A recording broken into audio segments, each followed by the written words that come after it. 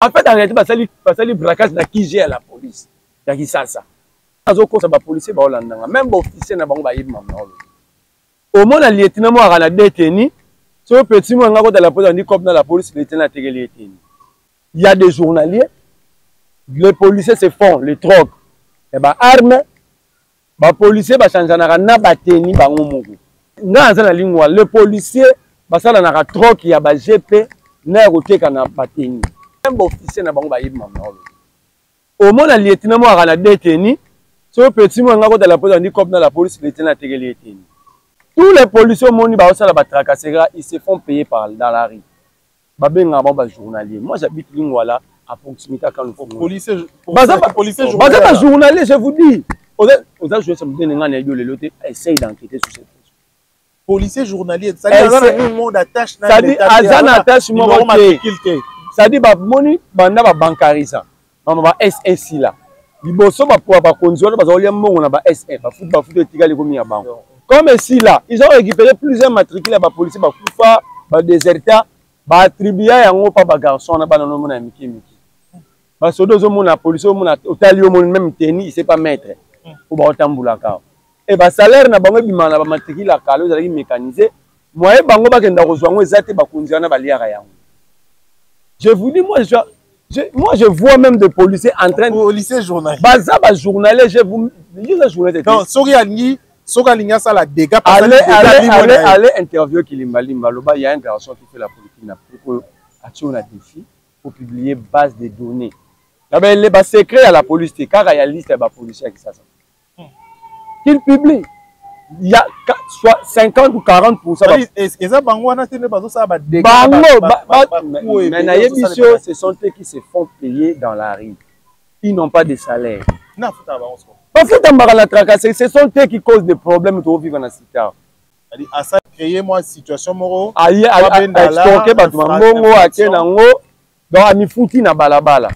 Ils sont pas mécanisés. La police en réalité, ils sont nombreux ici. Au moins, au moins, même pas une semaine.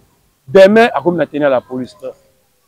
Le policier, il y a un GP. Mais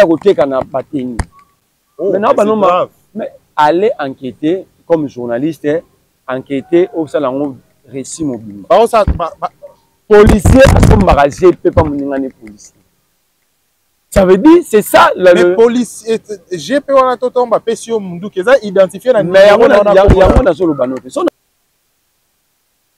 il y a journaliste qui enquêter sur Yango au salon récit mobile. Au moment où le ballon a constaté. Même Kilimba Limba ne peut pas s'hasarder à menacer, il sait que j'ai dit la vérité.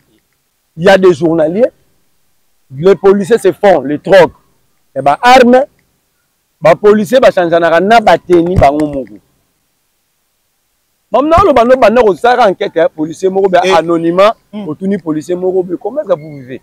Et ce sont vous aura tout le temps la population. D'ailleurs pas non seulement, je suis à proximité. Je suis à proximité du plus grand cas à la police à Congo quand le font là. Je vis avec ces policiers. Na côte à camp par semaine à 4 fois. Sauf que nous na camp on va pas na camp. Les policiers ba sont manarabateni na ba botine.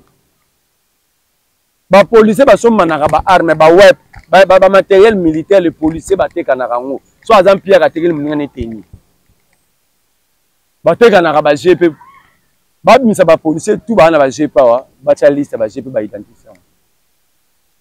Si tous les policiers porteurs des revolvers sont propriétaires de ces revolvers. Ba te kana aux yeux aussi de tout le monde. Banda enquête on a sengiyo. Alors tozongi là la police éviter que ba moteur au monde ba kanga bino na mitu ba bisiment ba faire ça mon na po. So ka verser mon motier le ba repasser moto ti.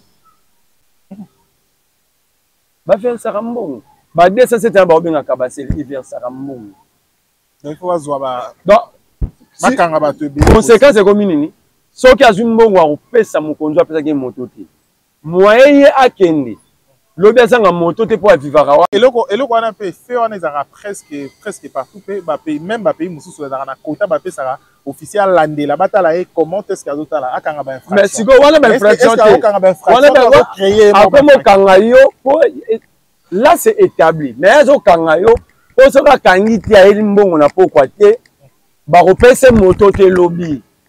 Ça veut dire que ce sont des motards de circonstances selon ndenge ba verser mbongo ba ndenge moko na ba 207 ba ndenge moko na ba TH. Voilà. Alors avec une telle police, comment vous voulez que nous soyons en sécurité?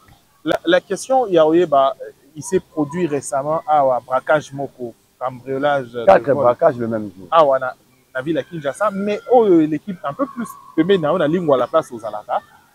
Il on ni ko sala et ko justifier makambo wana ko mémoire fréquent à Kinshasa. Mais entre autres, le ministère de l'Intérieur a échoué. L'ANR a échoué. La DENUMI n'a pas échoué. Le service Nyon sur la sécurité a échoué. Qui contrôle la circulation d'armes à Kinshasa? Qui contrôle? Je vous ai dit ici, les policiers sont en train de se faire. Si vous avez un détachement, vous avez un GP, vous avez un GP. Ça, c'est awa. Alors, ils font ça. Alors, comment vous avez armes circuler pendant que personne a la capacité de contrôler la circulation? Est-ce que vous avez bien? Quand on va dans policier dans détachement, combien de détachements va dans moi? Question simple. Combien de détachements va détacher dans moi? Combien de revolvers va faire?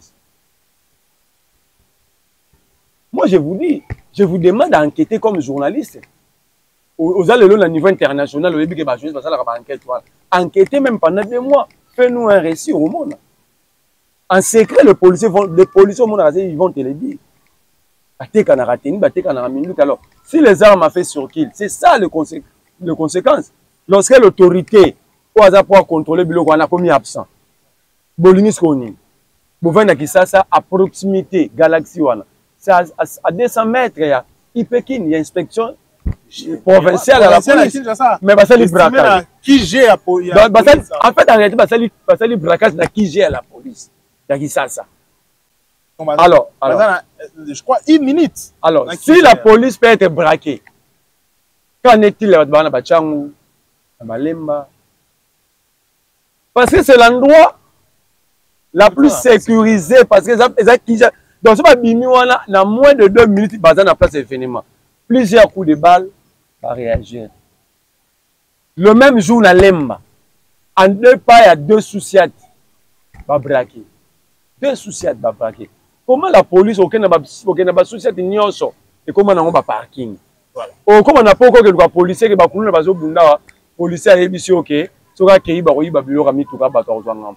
Siko ba policier ba kenga la rami tuka, ba kenga la rabat. Alors so ba komo kenga la mi tuka ko ba parking, ba recette ba parking na kenda. Parce que ma belé on est bango te za l'état. Alors ba recette ba parking on est kenda. Et grave, je vais vous dire, pendant tout ce temps la ville à Kinshasa, ba fourrière nyonso mona remami tuka la ville les arrêtés. Ya ba tu es individu. J'ai toute une liste. Semaine prochaine, je vais vous appeler avec liste en main. Autorité balongwa. Nous ba aller en opposition. Na misu ba na pouvoir rawa ba to za ba kondina mandat liboso. Ils ont des fourrières. De ce pas si mutuka no futi $200. Mituka wana d'abord ya ba India ba Libanais ba India ba na 30%. Par mutuka. Par mutuka. Mukolo fourrière. Pour un individu dans l'état T. Au lieu de bako kanga mutuka ne pas parler ma bé. Mais ya ko kanga mituka na batu, ba futaka ya na 40 60%. Nous ba policier bazu. Est-ce que l'état ozali? Et kenana nani et ya na caisse à l'état T, je vous dis que ba tunde baza ba fourrière. Je me réserve de citer le nom parce que lui c'est neza moulayi. Et comme monsieur otanga bango tumbala moko au muto ya wanga na te na opeso liste na ba adresse à ba fourrière wana. Ils ont ba fourrière ya batu. Donc ce sont des individus qui se croient être tout puissants, ba créer cop na bango, ba kanga ba paisible citoyen. Alors là j'interpelle la conscience du gouverneur Daniel Bumba. Parce que nous estimons que mon wana ya la ville. Alors, ce qui est dans la ville, c'est que vous faites complice. Ce qu'on a complice, c'est le moment, il y a une parole sur la place publique, parce que nous allons être tenus comme complices. Pendant 7 mois, donc, quand on a 7 mois, pendant 7 mois bakangami tout à chaque jour. Et amende dango pas moins de $100. Ya batu na biso na batu bazali tanga Kabila na batanga Tshisekedi mutu na muna tour na ye akaya fourrière na e bazula kango mbongo tila na fonction te azwa kango mbongo tila